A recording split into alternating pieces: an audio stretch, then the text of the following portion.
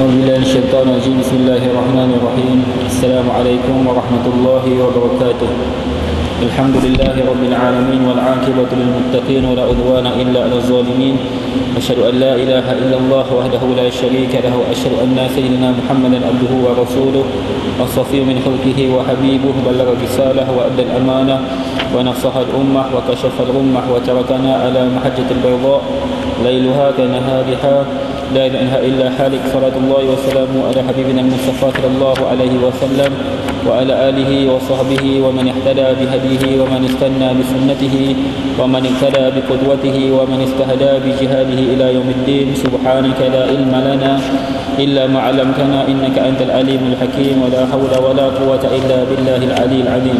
أعوذ بالله من الشيطان الرجيم. بسم الله الرحمن الرحيم. نوينا التعلم والتعليم وتذكر وتذكير والنفع والانتفاع والإفادة والاستفادة والحسنة وأسلوب كتاب الله والسنة صلى الله عليه وسلم والدعاء إلى الهدى والدعاء خير وتوى وجه الله ومرضاته وقربه وثوابه آمين اللهم آمين. أما بعد. Pertama syukur kita kepada Allah Subhanahu wa taala, kita berada pada malam ini, malam yang ke-15 daripada bulan Zulqa'dah, dan yang ke-16 daripada bulan Zulqa'dah 1435 Hijriah. 10 September 2014 kita diberi kedatangan kesempatan dari Allah Subhanahu wa taala untuk kita berada di sini, berada di Masjid Al-Jawahir. Macam ini moga-moga kita menjadi golongan yang diberi manfaat dan keampunan daripada Allah Subhanahu wa taala. Syukur kita dapat kembali menyambung dalam kitab pengajian Bidayatul Hidayah setelah mana kita menangguhkan pada bulan Ramadan, kemudian pada bulan Syawal, kemudian kita masuk bulan Zulqa'dah. Jadi hampir 3 bulan kita tangguhkan kuliah kita, 2 bulan lebih.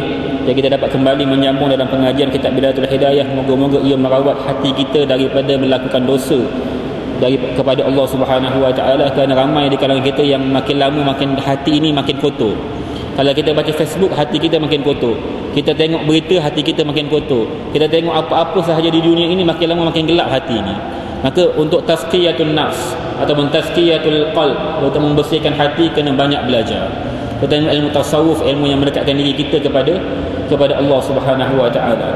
Dan alhamdulillah kita telah masuk berkenaan dengan adab-adab mengerjakan solat ataupun adab-adab mengerjakan sembahyang pada tajuk yang ke-11, adab-adab mengerjakan sembahyang, yang kata disebut oleh Imam Ghazali rahimahullah, ketika mana kamu hendak menghadap Allah, ketika mana kamu ingin menyembah Allah Subhanahu wa taala, pastikan yang pertama hatimu khusyuk. Kita ada waktu paling lama 5 minit satu kali sembahyang. Kali dengan 5 waktu 25 minit itu paling lama. Kadang-kadang kita solat cuma 3 minit, 2 minit je. 25 minit pun kita kadang-kadang banyak yang 5 waktu ini kita tidak, dan kita lalai daripada Allah Subhanahu wa taala. Kita habis-habis solat, kadang-kadang benda yang pertama kita cari apa? Handphone ni. Habis-habis solat fikir kocek ni handphone dulu. Kadang-kadang handphone pun tak nak di silent, handphone pun tak nak di off ketika mana sembahyang. Sembahyang kita nak menghadap Allah, tengah menghadap Allah pun fikir dunia. Apatah lagi kalau luar daripada menghadap Allah. Maka pastikan ketika mana kita nak solat, kita bersihkan hati kita daripada segala-galanya, dan pastikan hatimu khusyuk untuk menghadap Allah Subhanahu wa taala. Kita lihat pada sambungan tajuk ini, Imam Ghazali menyebut, apabila hatimu telah hadir, maka jangan lupa engkau membaca iqamah, walaupun jikalau engkau hanya sembahyang sendirian. Dan apabila engkau sembahyang berjamaah, maka hendaklah engkau azan kemudian diikuti dengan iqamah, lalu berniatlah dan kata olehmu di dalam hatimu. Maka kalau kamu solat sendirian, pastikan ada laungan iqamah walaupun sendirian. Kalau berjamaah, dimulakan dengan azan dan kemudiankan dengan iqamah. Bab azan ini dia mesti dalam kitab fiqh, kita mesti melaungkan azan dengan kuat. Kalau jamaah, maka masjid dibenarkan buka speaker ketika mana kita nak laungkan azan. Maka masjid kena buka speaker luar. Tapi ketika mana nak kuliah, maka ulama bahas, kalau jiran tak setuju kuliah buka speaker, maka tidak dibenarkan buka speaker. Kalau jiran kata tak apa buka speaker untuk kuliah, apatah lagi kalau qasidah, apatah lagi kalau selawat sampai 12.30 malam, buka lagi speaker 12.30 malam, terganggu. Rumah saya depan Tokong tu, dekat Jalan Kebangsaan 29 Taman Yu. Saya pun tak suka kalau acara dia berlaku sampai 12 malam. Kadang-kadang acara sembahyangnya, acara konsert, bukan hanya sembahyang, konsert pun tengah malam sampai pukul 12 malam, 1 pagi, ya Allah. Jadi jiran kita ada yang muslim, ada yang non muslim. Kalau buat selawat sampai pukul 12 malam, kalau nak juga dalam saja. Jangan buka speaker luar. Ini perbahasan ulama. Kerana adab jiran dia ada adab tentang jiran-jiran. Tapi tentang azan dan iqamah mesti kita laungkan azan.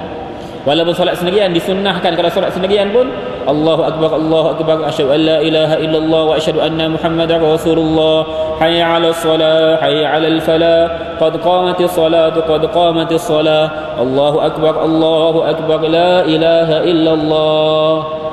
1 minit tak sampai kita laungkan iqamah, kemudian kita niat dari dalam hatimu, uaddi ataupun usalli fardhu zuhri lillahi ta'ala. Maka ulama kata yang penting adalah pertama usalli, yang kedua solat apa, fardhu zuhri, yang ketiga kerana apa, lillahi ta'ala. Bilangan rakaat tidak wajib. Kalau nak buat juga, itu namanya lebihan daripada sunnah yang digalakkan oleh para ulama. Usalli fardhu zuhri lillahi ta'ala, usalli fardhu zuhri arba'a raka'atin ma'muman lillahi ta'ala, ataupun imaman lillahi ta'ala. Imam tidak wajib meniatkan imam, tapi makmum wajib meniatkan menjadi makmum. Ini dibahaskan oleh ulama fiqh dalam mazhab Syafi'i. Dan hendaklah niat ini hadir di hatimu ketika mana engkau takbir, dan jangan sampai niat itu hilang sebelum engkau selesai daripada lafaz takbir. Ketika mana kita sembahyang, Allah bermula Allahu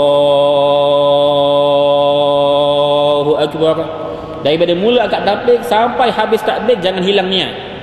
Maksudnya ketika mana takbir lah hati kita usalli fardhu zuhri arba'a raka'atin ma'muman lillahi ta'ala. Walaupun ada perbahasan, adakah Allahu akbar ataupun Allahu akbar, ataupun daripada awal Allahu akbar. Mu'tamad daripada awal sampai akhir, daripada bawah Allah sampai kita letak tangan akbar, maka niat itu hadir. Dalam mazhab Syafi'i, dalam qaulul qadim, ketika mana Imam Syafi'i di Baghdad, dia mengatakan nak niat itu mesti datangkan semua rukun. 13 rukun yang ada dalam solat mesti hadirkan. Sahaja aku takbir, sahaja aku Fatihah, sahaja aku rukuk, sahaja aku i'tidal, sahaja aku sujud, sahaja aku duduk antara dua sujud, sahaja aku, semua kena hadir ketika mana takbir. Ini pendapat dalam mazhab Syafi'i qadim. Tapi ulama kata macam mana nak buat semua sekali? Tuan-tuan boleh niat semua. Nak dalam Allahu akbar tu niat semua. Baca Fatihah, rukuk, sujud, duduk antara dua sujud. Kemudian apa saja kita nak niat 13 tu boleh. Imam Syafi'i boleh buat, kita tak boleh buat. Dan Imam Syafi'i bersangka baik dengan semua orang, bahawa semua orang mampu buat macam dia. Tapi Imam Nawawi sebut dalam kitab Majmu', dia kata tak perlu untuk hadirkan tersebut kerana kita tak mampu. Tapi kita sekadar yang perlu usalli fardhu zuhri lillahi ta'ala. Maksudnya niat itu di hati, wa talaffuzuha sunnah, dan melafazkan dengan mulut itu hukumnya sunnah. Maka ketika mana mulut kita tidak boleh lafazkan, tidak mengapa. Contohnya usalli fardhu zuhri, tak boleh lafaz mulut, tak apa. Yang penting ketika mana takbir, Allah, hadir hati. Kan kita usalli fardhu zuhri arba'a raka'atin ma'muman lillahi ta'ala. Allah, yang niat itu ketika mana kita angkat takbir, bukan niat sebelum. Yang sebelum cuma mulut, hati mesti hadir ketika mana takbir. Jadi pastikan hati. Bahkan ulama bahas disebut oleh guru saya ketika mana kita baca dalam kitab Nailul Raja fi syarh Safinatul Najah tentang mazhab Syafi'i, dia membahaskan ketika mana kita angkat takbir itu kalau tersilap lafaz. Contohnya kita lagi tak solat isyak, kita nak solat isyak kejap lagi, kita pun niat di mulut usalli fardhu zuhri arba'a raka'atin ma'muman lillahi ta'ala, Allahu akbar. Isyak ni tapi niat dekat mulut zuhur, maka ulama kata sah solat kerana hatinya solat isyak. Yang penting hati bukan mulut. Jadi tak penting, mustahil pukul 9 malam tiba-tiba nak solat zuhur, mustahil. Hati mesti nak niat isyak, cuma mulut mungkin tersilap, maka dibenarkan dan sah solatnya. Tapi lebih baik kalau dua-dua selari, mulut sama, hati pun sama. Dan angkatlah kedua tanganmu ketika mana takbir itu sehingga sampai membetuli kedua bahumu, sedangkan tanganmu itu terbuka dan jari-jarinya terhurai. Jadi pertama kita angkat tangan, ini disebut dalam hadis Nabi SAW. Rasulullah mengatakan sallu kama ra'aitumuni usalli, kamu solat sebagaimana kamu lihat aku solat. Jadi ketika mana kita angkat takbir, pastikan kita punya jari Jari ibu membetuli cuping telinga di bawah. Jadi kita membuka jari dan menghadapkan ke 10 jari. Singkat, kita menghadapkan semuanya menghadap kiblat. Allahu Akbar. Ini yang diajar guru saya Syekh Muhammad Nuruddin Magbu Al-Banjari Al-Makki. Ketika kita lihat dia buat Allahu Akbar. Jadi terbuka, bukan tertutup, terbuka. Allah, tapi bukan yang buka begini. Ini macam nak cakap pula. Dia sekadar buka begini dan bengkokkan sedikit. Allahu Akbar. Dan janganlah engkau memberatkan dirimu untuk menghimpunkan jari-jari atau memisahkannya. Jadi jangan beratkan untuk himpun, maksudnya jangan rapat sangat. Jangan berat pula untuk jarak. Jangan buka sangat sekadarnya. Sekadar je, kita rasa biasa, jangan rasa nak buka sangat tak. Allah. Jadi tak rapat sangat dan tak terbuka sangat. Allahu Akbar. Dan angkatlah kedua tanganmu sehingga kedua ibu jarimu membetuli bahagian bawah daripada kedua telingamu, dan hujung-hujung jarimu membetuli bahagian atas daripada kedua telingamu, dan engkau betulkan kedua tapak tanganmu dengan kedua bahumu. Sebagaimana saya sebut tadi, jari ibu betul-betul selari dengan bawah telinga, dan jari-jari yang di atas membetuli dengan cuping telinga di atas. Ini yang baik. Walaupun kita buat apa pun sah. Allahu Akbar. Malah sangat Allahu Akbar pun sah. Tapi tidak kena dengan protokol. Kita nak kahwin pun dia kata nak kahwin jari kena rapat, kaki rapat. Ada tak orang ambil gambar tengah bersanding kaki kangkang itu? Suka hati dia je. Dia buka tangan gini. Tak apa, saya nak ambil gambar dekat belamin gini. Kangkang besar. Tak boleh, ada protokol, kena jaga. Nak rapat kaki bagaimana duduknya, bagaimana cara nak salam ibu mertua dengan ibu sendiri. Dia ada cara, kaedah-kaedah. Sembahyang nak menghadap Allah lebih lagi. Boleh buat sekarang tak kisah. Tapi pastikan bagaimana Rasulullah solat.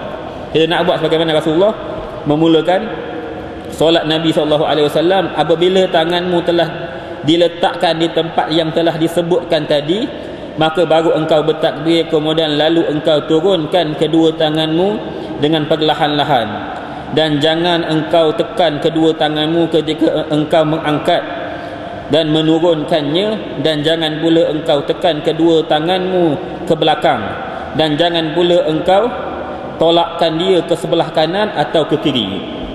Ini kena, kalau sebut tuan-tuan tak faham. Cuma Imam Ghazali kata dah letak sini baru mula takbir, Allahu Akbar. Tapi pendapat muktamad dalam mazhab Syafi'i daripada awal, Allahu Akbar. Tapi kalau kita nak buat di sini pun boleh, Allahu Akbar. Dari sini baru mula. Kemudian jangan beratkan tangan. Jadi maksudnya ketika mana tuan-tuan angkat takbir, kita kena diri sebenarnya. Boleh diri. Kalau ada cordless lagi bagus, semuanya mikrofon. Jadi ketika mana kita angkat tangan, maka pastikan jangan berat. Allah. Faham? Ada orang macam robot, dia buat belakang ni. Allah. Dia letak belakang, siku belakang. Kesian orang belakang. Dia jangan angkat tangan. Allah. Gini. Ataupun Allah. Oh, dia ada silap pula. Sebelah kanan ataupun sebelah kiri. Tidak dibenarkan. Kemudian kita letak Allahu Akbar. Kan ada orang yang sebelah kanan, ada orang yang sebelah kiri. Ada bergantung kerisnya kat mana. Kalau keris sebelah kanan, kanan lah. Keris sebelah kiri, kiri lah. Jadi tengah-tengah, Allahu Akbar. Di tengah. Bukan di kanan ataupun bukan di kiri. Jadi tangan kita diletak Allahu Akbar. Maksudnya betul-betul di tengah. Bukan sebelah sini, bukan sebelah sini. Yang ini namanya salah. Jadi yang sunnahnya letak betul. Dan jangan keras. Lembut. Allahu Akbar. Jangan Allah. Ada orang keras. Allah. Begini pula. Allah. Ya Allah. Tak tahu dia nak buat apa. Jadi kita buat sebagaimana yang disarankan oleh Nabi SAW. Jangan memberatkan dan jangan juga sebelah kanan ataupun jangan di sebelah kiri. Dan apabila engkau telah turunkan kedua tanganmu ke bawah, maka hendaklah engkau mengangkatkan semula untuk meletakkan ke bawah dadamu dengan sedikit berat ke sebelah kiri, dan cermati tanganmu yang kanan dengan meletakkan di atas tangan kiri, dan buka jari-jarimu yang kanan dengan engkau meletakkannya membujuri hasta tanganmu yang kiri, dan pegangkan tanganmu yang kanan itu ke atas pergelangan tangan kiri, dan baca olehmu selepas takbir. Jadi ini disebut oleh Imam Ghazali rahimahullah, memang dalam bab solat kena belajar. Sebab tu nanti kita akan ada buat seminar, saya akan ada seminar tentang solat. Jadi sebab walaupun seminar itu berbayar, tak apa berbayar. Pasal solat dia kena bayar. Kita kalau bab ustaz je tak nak bayar, ustaz tak boleh bayar. Ustaz kena ikhlas ilmu. Jadi tuan-tuan, anak-anak yang pergi mengaji dekat UTM, mengaji kat USIM, mengaji kat UIA, kalau boleh jangan bayar pensyarah tu. Pensyarah Islam tidak boleh ada gaji. Oh, tak boleh ustaz, pensyarah kena ada gaji. Islam kan kena ikhlas. Tuan-tuan buka pusat tuition geografi, matematik, ni bahasa Melayu, UPSR, buka tuition tak bayar-bayar. Ilmu kena ikhlas. Pergi sekolah saya tak nak bayar, nak mengajar ilmu, cikgu-cikgu kena ikhlas. Tak apa, bab solat bayar tak apa. Kadang-kadang kita mengaji dekat kuliah tak sempat. Hari ni belum tentu habis ni. Tiba-tiba minggu depan tuan-tuan tak datang. Saya pun tak datang mungkin. Jadi kita tak boleh. Jadi kalau seminar sehari boleh belajar solat. Ya Allah, bagus. Kita belajar solat. Jadi bab solat ketika mana tuan-tuan mulakan letak Allah. Jadi bukan di atas sangat dan bukan di bawah sangat. Dia berada di atas, di bawah dada dan di atas paras pusat. Bukan Allahu Akbar. Ada yang tak sini. Ni fasalli li rabbika wanhar, dalam surah Al-Kautsar kan. Fasalli li rabbika wanhar. Maka kamu solat dan kamu letakkan tanganmu di leher. Kan? Har tu leher, tapi sebenarnya fasalli li rabb. Ketika mana kamu solat, kemudian wanhar, kamu terus sembelih binatang. Ini ayat berkenaan dengan kefarduan sembelih binatang ketika mana solat sunat hari raya Idul Adha. Fasalli li rabbika wanhar. Orang salah faham? Fasalli li rabbika wanhar, maka letakkan tanganmu di leher. Kita tengok orang solat kat leher pun kita tak kenal. Kat sini letak tangan, ya Allah, tak cantiknya. Jadi Islam ni cantik, letak di sini. Ketika mana letak, maka pastikan tangan kananmu di atas tangan kananmu di atas tangan kirimu di pergelangan. Bukan di sini. Bukan di sini. Ada orang tutup sini. Ada orang begini. Yang penting di sini di pergelangan. Dia ada khilaf di kalangan ulama bagaimana letak jari ini. Ada yang letak semua, tutup, pegang. Ada yang letak 4 jari. Ada yang letak 1 jari. Ini di antara khilaf. Syekh Nuruddin buat begini. Jadi 3 jari di atas, jari kelengkeng letak di bawah, dan dia gini belakang. Jadi hampir sampai letak di pergelangan. Ini yang cantik. Jadi letak. Guru saya dia ada yang Syekh Umar Al-Yamani, dia letak 1 jari. Ada 1 jari. Ada yang letak 3 jari. Ada yang letak 4 jari. Yang penting tangan ini di pergelangan. Syekh Nuruddin dia akan buat 3 jari di atas ini dan 1 jari ke bawah. Jari ibu menutupi pergelangan tangan. Ini yang diriwayatkan daripada hadis musalsal yang sampai terus kepada baginda Nabi SAW. Bab solat kena tengok, bukan kena belajar dari sudut bacaan, tak. Kena tengok bagaimana ulama solat. Bagaimana cara dia solat, begitulah cara kita nak solat. Jadi dia letak di pergelangan tangan. Kemudian setelah mana kamu takbir, bacalah doa iftitah. Allahu akbar kabira walhamdulillahi katsira wa subhanallahi bukratan wa asila. Wajjahtu wajhiya lilladzi fatara as-samawati wal arda hanifan muslima wa ma ana minal musyrikin. Inna salati wa nusuki wa mahyaya wa mamati lillahi rabbil alamin la syarika lahu wa bidzalika umirtu wa ana minal muslimin. Jadi artinya Allah Maha Besar, segala pujian yang banyak bagi Allah. Maha suci Allah di waktu pagi dan petang. Aku hadapkan diriku kepada Tuhan yang menciptakan segala langit dan bumi dengan cenderung kepada agama yang benar, dan bukanlah aku termasuk dalam golongan orang yang mempersekutukan Tuhan. Sesungguhnya sembahyangku, ibadatku, hidupku dan matiku hanyalah untuk Allah Tuhan semesta alam. Tiada sekutu baginya, dan demikianlah aku diperintahkan, dan aku adalah termasuk di dalam golongan orang-orang Islam. Jadi saya nak sebut satu lagi daripada ikrar kita kepada Allah. Kadang-kadang ketika kita sambut dengan sambutan merdeka, kita akan angkat tangan. Bahawa kami rakyat Malaysia berikrar bahawa kami akan baca semua tentang rukun-rukun negara. Kita ikrar rukun negara. Kita ikrar depan Allah, inna salati wa nusuki wa mahyaya wa mamati lillahi rabbil alamin. Sesungguhnya solatku, ibadahku, kehidupanku dan kematianku semuanya untuk Allah. Tiap-tiap kali kita solat, paling kurang 5 kali kita baca satu hari. Sesungguhnya solatku, ibadahku, hidupku dan matiku semata-mata kerana Allah. Maka pastikan kita punya hidup lepas daripada solat kerana Allah. Kita punya hidup lepas daripada ini nak kerja kerana Allah. Kita bangun pagi kerana Allah. Kita tidur kerana Allah. Kita makan semua kerana Allah. Kita berpakaian juga kerana Allah, bukan kerana manusia. Jadi kita dah ikrar sama-sama, inna salati wa nusuki wa mahyaya wa mamati lillahi rabbil alamin. Sesungguhnya solatku, ibadahku, hidupku dan matiku semata-mata kerana Allah. Jadi tuan-tuan dah janji dengan Allah tiap-tiap kali sembahyang. Jadi kena janji ini terus sepanjang hidup kita, bahawa kita semata-mata kerana Allah Subhanahu wa taala. Kemudian baca olehmu a'udzubillahi minasyaitonir rajim, dan seterusnya bacalah surah Al-Fatihah dan memperhatikan tempat-tempat tasydidnya, dan berhati-hatilah membezakan antara dad dan za. Jadi pertama, ketika mana kita nak baca Fatihah, hukum ta'awuz a'udzubillahi minasyaitonir rajim, hukumnya adalah mesti bacaan sunnah dan sir. Maksudnya a'udzubillah tu dalam hati, a'udzubillahi minasyaitonir rajim, bismillahirrahmanirrahim. Jadi a'udzubillah tu dalam hati, ataupun baca yang tidak didengar oleh orang lain. Ini bagi ta'awuz, bukan hanya pada rakaat pertama. Imam Nawawi kata semua 4 rakaat. 4 rakaat dibaca dengan ta'awuz sebelum daripada Fatihah. Tapi jangan imam baca. Kita kadang-kadang dengar imam letak mikrofon, ada mikrofon yang dekat dengan mulut. Kita dengar imam baca a'udzubillahi minasyaitonir rajim, maksudnya tak betul lagi bacaan imam. Pastikan bacaan a'udzubillah tak dengar orang lain. Kalau orang lain dengar, tak betul. Jadi pastikan tidak didengar oleh orang lain. Kemudian bismillah baru kuat. Mazhab Syafi'i mesti baca kuat bismillah. Mazhab lain ada yang tidak baca kuat, dalam mazhab Hanafi dan juga dalam mazhab Maliki tidak baca langsung. Jadi kita baca apa? Imam mazhab Maliki dia baca perlahan, mazhab Hanafi tak baca langsung. Jadi kita tengok mana-mana mazhab yang tidak baca dalam bismillah. Disebut oleh imam dihiraup oleh Nabi SAW, sesungguhnya Fatihah ada 7 ayat.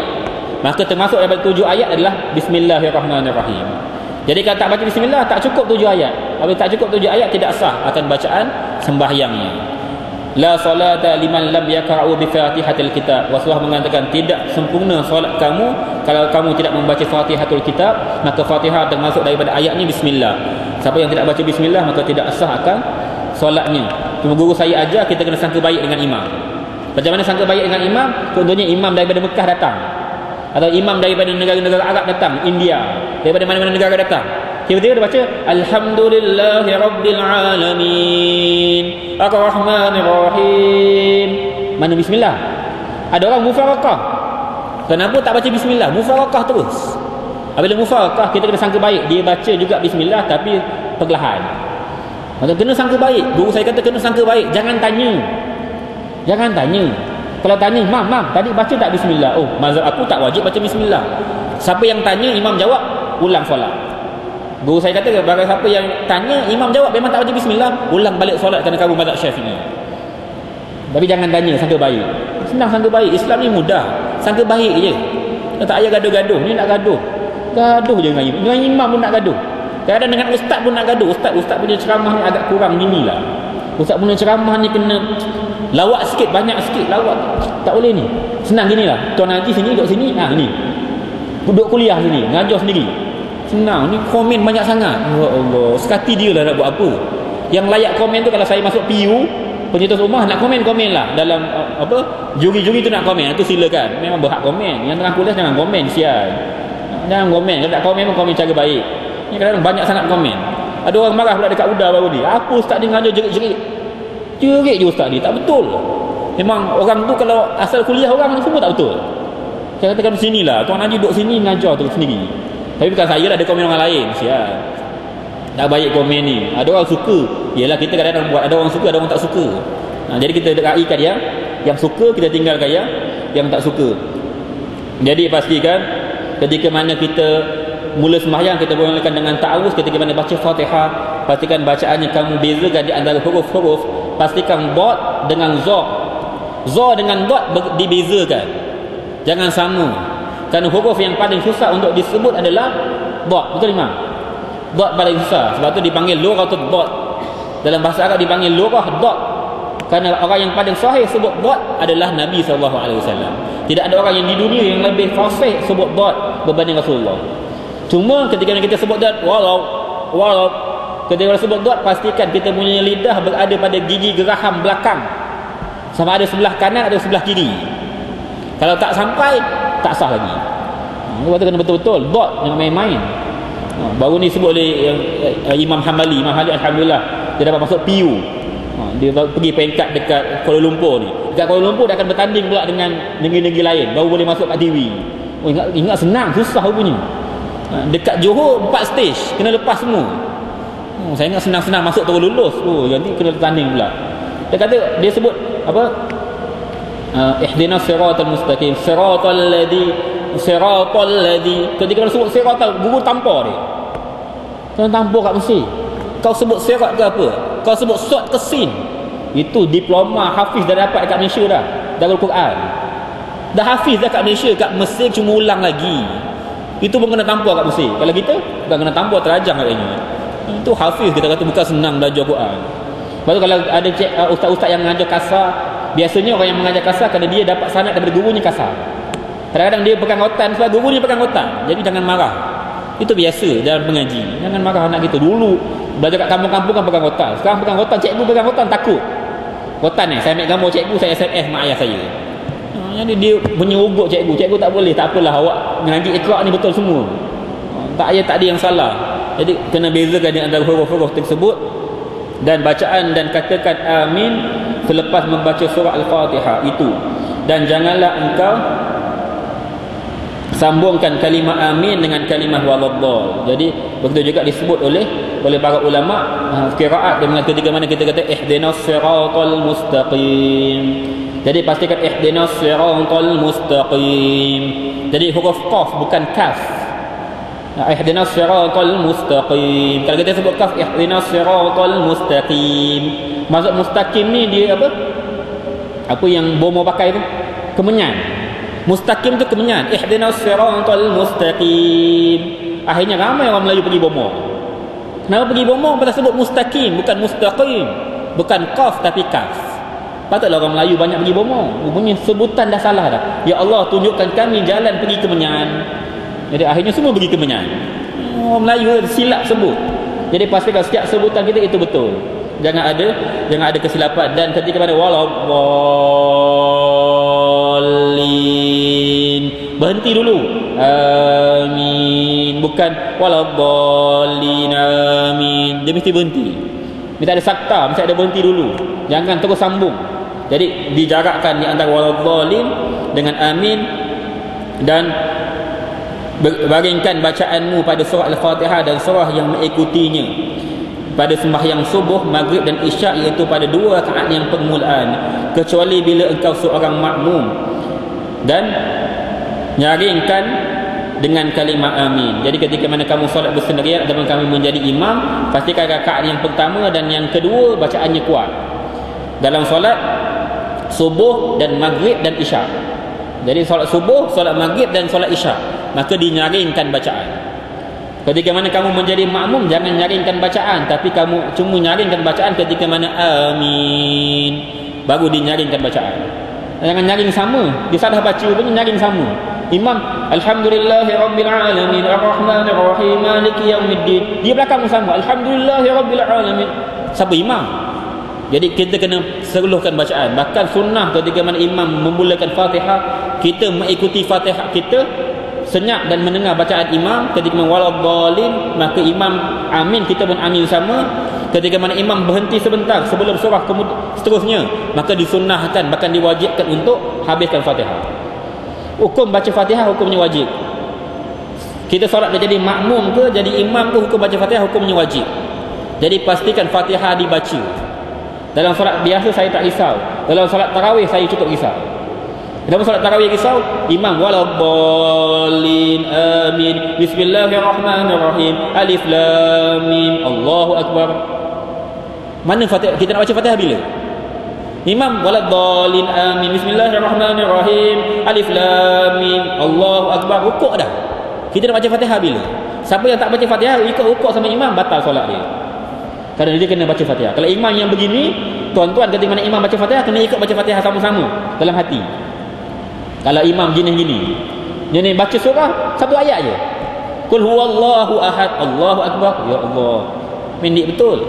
Jadi kita begini, ketika mana imam baca Fatihah, ikut sama baca Fatihah. Kerana bacaan Fatihah hukumnya adalah wajib. Jadi kena baca. Sebab tu kadang-kadang kita kan habis sembahyang baca Fatihah, baca surah, kita rukuk. Ada orang yang tak rukuk, ada kadang-kadang kita tengok. Kenapa orang tak rukuk? Pasal bacaan Fatihahnya lambat. Kita sujud pun dia tak rukuk lagi. Kita duduk antara dua sujud pun tak rukuk lagi. Kita sujud tak rukuk lagi. Kita bangun pada rakaat kedua baru dia rukuk. Kenapa? Pasal dia bacaannya lambat. Memang dia kena habiskan. Kalau dia tak boleh juga ketika mana imam bangun pada rakaat yang kedua, tak habis baca Fatihah juga, dia kena mufarakah. Dia kena solat sendirian, tapi tak boleh ikut imam. Yang penting kena habiskan bacaan Fatihah. Tuan-tuan silap faham, kadang-kadang kata-kata tidak boleh tinggal 3 rukun. 3 rukun tidak boleh tinggal daripada imam. 3 rukun ni ulama kata rukun besar, bukan rukun kecil. Rukun besar bukan imam rukuk, i'tidal, sujud habis, tak. Dia rukuk, sujud, duduk antara dua sujud, dan sujud yang kedua baru dikira imam bangun pada rakaat yang kedua. Kalau dia masih belum rukuk, baru dikira mufarakah. Bukan ketika mana imam sujud je habis, tak. Ketika mana imam nak bangun rakaat kedua, dia masih lagi belum turun untuk rukuk, maka barulah dia kena mufarakah. Maksudnya itu namanya 3 rukun yang besar. Pertama rukuk dan 2 sujud. Duduk antara sujud juga tidak dikira. Ini namanya rukun besar. Arkanu akbar, itu rukun-rukun yang besar. Jadi pastikan bacaan kita adalah bacaan yang nyaring ketika mana 2 rakaat yang awal pada solat subuh, maghrib dan isyak, dan perlahankan pada rakaat yang terakhir pada rakaat maghrib, ataupun rakaat yang ketiga dan keempat pada solat isyak. Dan hendaklah engkau baca selepas surah Al-Fatihah pada sembahyang subuh akan surah-surah yang dinamakan tuwalul fasl, dan pada sembahyang maghrib akan surah-surah yang dinamakan kisarul fasl, dan pada sembahyang zuhur, asar dan isyak akan surah-surah yang dinamakan awsatul mufassal ataupun fasl. Bila kita lihat, maksudnya ketika mana solat subuh kita disunatkan ketika mana lepas Fatihah dipanggil surah tu tuwalul faslin. Kita membaca surah-surah yang panjang-panjang. Di antaranya surah Hujurat sampai ke surah Mursalat. Maksudnya surah panjang. Solat subuh memang digalakkan membaca surah panjang. Sebab tu hari Jumaat kita baca surah Alif Lam As-Sajdah dan surah Al-Insan. Memang disunatkan subuh memanjangkan akan bacaan. Juga ketika mana solat Jumaat disunahkan memanjangkan surah.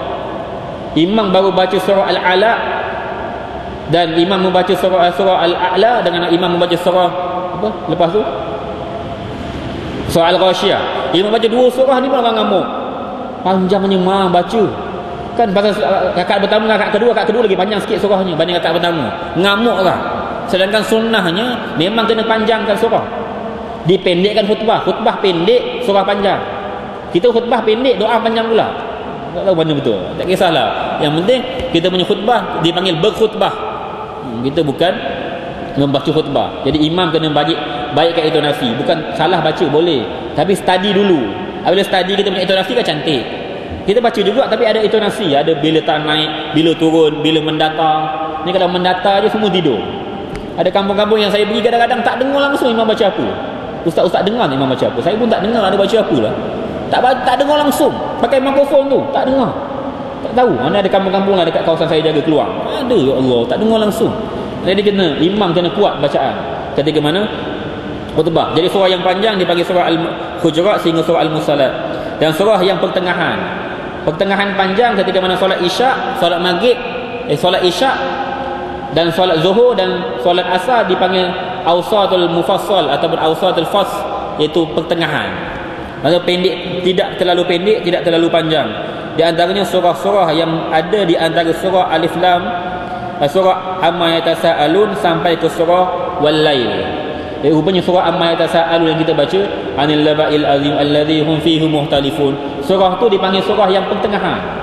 Kita rasa panjang dah, rupanya pertengahan baru.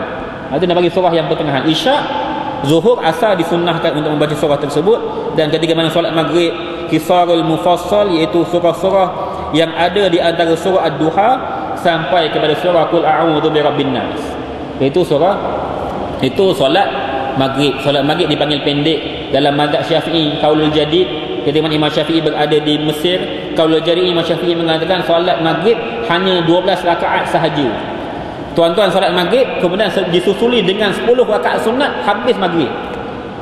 Maksudnya pendek, waktu maghrib itu terlalu pendek. Tidak dikira dari sudut waktu, dikira dari sudut rakaat sembahyang. 10 rakaat sembahyang habis dah solat maghrib. Maka sebab itu maghrib kena disegerakan. Kita bukan maghrib kena segerakan, kita maghrib lah. Time itu kita tengok rindu awak 200%. Maghrib lah. Dan saya tengok drama-drama TV3 yang waktu maghrib, drama-drama yang akan menaikkan nama artis. Artis yang tak popular akan naik namanya kalau dia berlakon drama pukul 7 hingga pukul 8. Itu cantiknya agama kita. Begitu punya buat. Orang kuliah kat sini, dia pun drama kat dekat rumah. Dan drama inilah rankingnya naik. Dulu baru ni Mr. Arrogant pun naik. Penonton 5 juta. Tuan-tuan bayangkan 5 juta tonton TV depan rumah. Depan TV waktu maghrib. Baru ni rindu awak 200% pun ranking tinggi. Pelakon perempuan yang tak popular, nama siapa saya tak kenal. Naik tiba-tiba melonjak namanya. Kenapa? Tapi ustaz-ustaz yang kuliah maghrib ni tak ada melonjak nama. Itu juga tak popular-popular. Gaji gitu juga, tak ada gaji naik pun. Itu berkenaan dengan bacaan. InsyaAllah kita sambung sedikit lepas daripada azan isyak. Wallahu a'lam.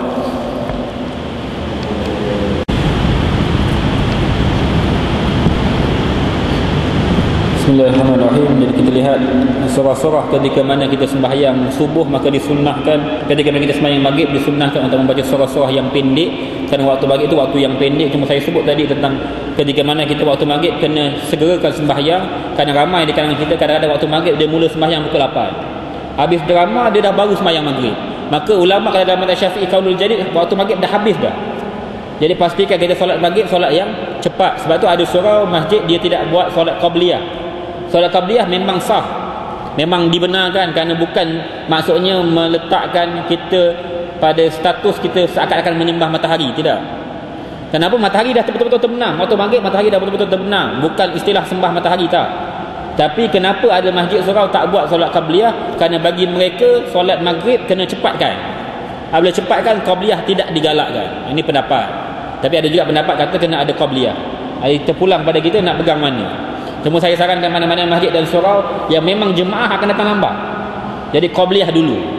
Ada surau kadang lepas azan terus iqamah, memang tak ada jemaah, imam dengan Bilal je. Jemaah datang juga tapi lambat sikit, seminit, 2 minit, 3 minit baru datang. Jadi digalakkan qabliyah kejap. Kerana memang jemaahnya kerja dengar azan baru nak segera pergi sembahyang. Jadi digalakkan lambat sikit. Cuma waktu maghrib terlalu singkat, sebab itu surah digalakkan pada waktu maghrib surah yang pendek-pendek sahaja. Bukan panjang, surah lazim itu lebih afdal. Dan engkau baca pada sembahyang subuh dalam pelayaran akan surah Qul ya ayyuhal kafirun pada rakaat yang pertama dan surah Qul huwallahu ahad pada rakaat yang kedua, dan janganlah engkau sambungkan bacaan akhir surah dengan takbir rukuk, tetapi hendaklah engkau pisahkan di antara keduanya dengan sekadar membaca subhanallah. Jadi maksudnya ketika mana sedang musafir, surah yang digalakkan pada solat subuh adalah Qul ya ayyuhal kafirun dan Qul huwallahu ahad. Bahkan ketika mana sedang musafir digalakkan surah pendek-pendek. Kita sedang musafir, kadang-kadang kenapa orang tak nak solat jemaah di RNR tu, rehat dan rawat tu, orang tak nak solat jemaah kerana memang imam baca panjang. Mentang-mentang orang tepuk dia jadi imam, dia punya bacaan mula taranum dia, mula bacaannya dia mula bawa lagu. Orang nak cepat ni, bas tunggu. Orang nak cepat ni, ada orang-orang yang anak belum lagi sembahyang, anak mungkin nak bersihkan diri, mungkin dia ada urusan macam-macam. Sebab tu solat sendiri.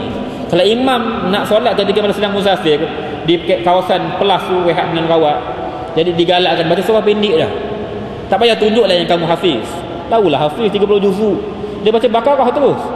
Pening kepala orang, macam mana nak buat? Pendekkan. Bahkan kalau lepas Assalamualaikum warahmatullahi, Assalamualaikum warahmatullahi, doa terus pun tak apa. Tak payah nak zikir sebagai. Ada orang memang pantang imam tak berundur lagi tu, dia takkan berundur. Ada. Jadi kita galak terus pendekkan. Ada dalam musafir. Dalam musafir memang surah pendek digalakkan. Kemudian setelah mana kita membaca surah, contohnya Qul huwallahu ahad Allahu samad lam yalid wa lam yulad wa lam yakul lahu kufuwan ahad. Allahu akbar. Ada jarak. Jangan walam yakul lahu kufuwan ahad Allahu akbar. Ada jarak sekadar subhanallah. Jangan terlalu cepat. Maksudnya jangan sambung di antara akhir surah dengan lafaz takbir. Dan ketika mana engkau berdiri, hendaklah engkau menundukkan pandanganmu ke tempat sujudmu, kerana yang demikian itu lebih menumpukan perhatianmu dan lebih hampir kepada khusyuk hatimu. Jangan sesekali engkau menoleh ke kiri atau ke kanan di dalam sembahyangmu. Jadi ketika mana kita sedang berdiri, pastikan kita duduk, kita lihat di mana tempat sujud. Di mana tempat sujud kita, jangan tengok depan. Walaupun tidak batal tengok depan, tak batal. Cuma kalau kita tengok depan, lebih tidak menumpukan perhatian. Lebih baik tunduk di bawah. Jangan toleh kiri, jangan toleh kanan. Ada orang mata gerak, mata dia melilau semayang, dia cari apa tak tahu. Dia tengok je, dia perhati je kiri kanan. Jadi perhati duduk bawah. Itu lebih tenang dan gerak. Kalau menoleh begini, dia yang pastikan jangan dada beralih daripada arah kiblat. Kalau dada beralih je, batal. Ada orang kadang-kadang kan, kita semayang, tiba-tiba yang tengah ni dia pun kentut, dia lari lah pergi apa, buang air ataupun pergi ambil wuduk, lari ambil wuduk. Maka siapa yang sebenarnya kena penuhkan soft? Yang tepi ke yang belakang? Yang belakang bukan yang tepi. Tuan bayang kalau kat sini tiba-tiba belakang imam bila tu kentut, bukan bila sini, bila tempat lain, bila kentut, bila lari. Kalau yang tepi kena penuhkan 1, 2, 3, 4, 5 50 orang kena gerak. Betul? Sebab tu yang kena gerak belakang, bukan tepi. Belakang gerak ke depan, belakang gerak ke depan. Jadi akhirnya soft yang akhir dia gerak ke depannya, tak sampai 50 orang gerak. Tapi kalau gerak tengah-tengah lubung, tiba-tiba semua gerak, habislah, rosak jemaah. Jadi yang pasti depan. Ada orang kadang-kadang dia gerak. Langkah pertama, langkah kedua, langkah. Ada orang kadang-kadang gerak catwalk.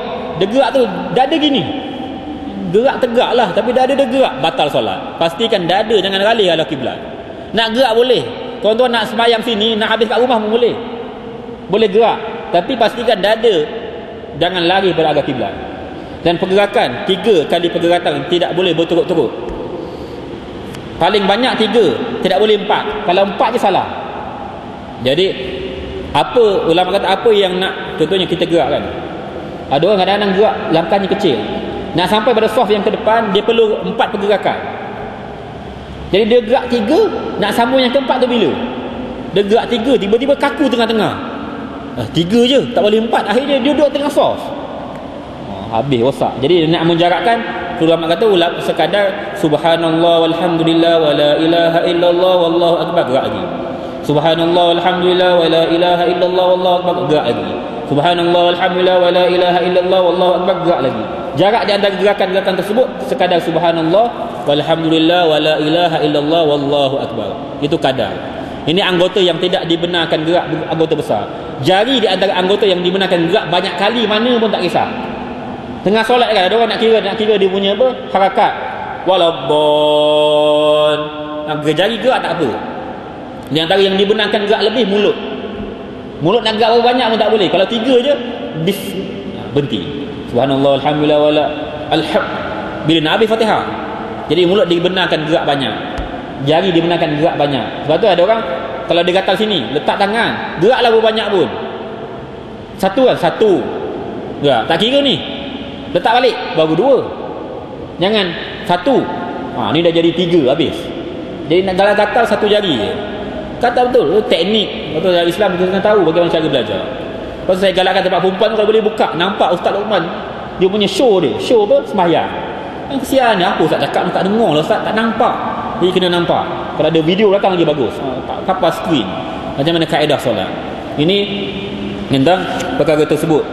Jadi insya-Allah kita akan sambung tentang bab solat ni pada minggu hadapan. Pada 2 minggu akan datang, pada minggu yang terakhir. Minggu keempat insya-Allah kita sambung. Jadi kalau boleh ada rakaman ni dan berterusan. Tuan-tuan yang datang sini lepas semayang belum habis lagi ni. Baru cerita tentang rukuk. Baru nak pergi rukuk belum habis pun. Jadi kita nak habis sampai bagi salam. Yang nak sampai bagi salam datang terus tentang bagaimana kita nak solat. Bagaimana yang telah digalakkan oleh Nabi SAW. Sallu kama ra'aitumuni usalli. Kamu solatlah sebagaimana kamu lihat aku solat. Maksudnya bab solat kena belajar bagaimana Rasulullah solat. Macam mana nak lihat Rasulullah solat. Tuan-tuan tak boleh lihat Rasulullah, saya pun tak boleh lihat Rasulullah. Pasal apa? Pasal kita dah bukan zaman Rasulullah. Jadi kita nak belajar dengan sahabat yang pernah lihat Rasulullah solat. Tabi'in, tabi'in, kemudian para ulama sambung rantaiannya pernah melihat Rasulullah solat berdasarkan daripada guru yang pernah melihat bagaimana Rasulullah solat. Jadi saya pernah belajar dengan Syekh Nuruddin tentang bagaimana solat, kaedah daripada awal sehingga akhir. Berdasarkan sanadnya sampai kepada baginda Nabi SAW. Jadi kita nak belajar solat dilihat, bukan hanya didengar. Sebab tu bab solat kena belajar melihat, bukan sekadar dengar radio, dengar sekadar kita buka MP3 dengar, memang takkan faham. Tapi video insya-Allah wallahu taala alam, yang baik itu daripada Allah, yang lemah kepada saya sendiri. Moga-moga kita bermanfaat daripada penyampaian kita pada hari ini, dan difahamkan esok akan ada kuliah dan muhadarah daripada Habib Ali Zainal Abidin Al-Hamid. Jadi tuan-tuan juga dijemput, hadirlah. Saya bagi pihak masjid, hadirlah, kita punya majlis ilmu, bukan senang dapat bicara kata daripada Habib Ali Zainal Abidin Al-Hamid pada esok setelah Isyak. InsyaAllah moga-moga kita meramaikan masjid Allah, rumah-rumah Allah, dan moga-moga ia meriah untuk kita terus menegakkan agama Allah di muka bumi ini. A'udzubillahi minasyaitonirrajim. Bismillahirrahmanirrahim. Alhamdulillahirabbil alamin, wassalatu wassalamu ala asyrafil anbiya'i wal mursalin wa sahbihi ajma'in. Allahumma fa'alna bima 'allamtana wa 'allimna ma yanfa'una bima rabbana atina fid dunya hasanah wa fil akhirati hasanah wa qina azabannar. Sallallahu alaihi wasallam Muhammad wa ala alihi washabihi wa sallam. Alhamdulillahi rabbil alamin. Subhanakallahumma bihamdika asyhadu an la ilaha illa anta astaghfiruka wa atubu ilaik. Bismillahirrahmanirrahim. Wal 'asri innal insana lafi khusr illa alladhina amanu wa 'amilus solihat wa tawasaw bil haqqi wa tawasaw bis sabr. Assalamualaikum warahmatullahi wabarakatuh.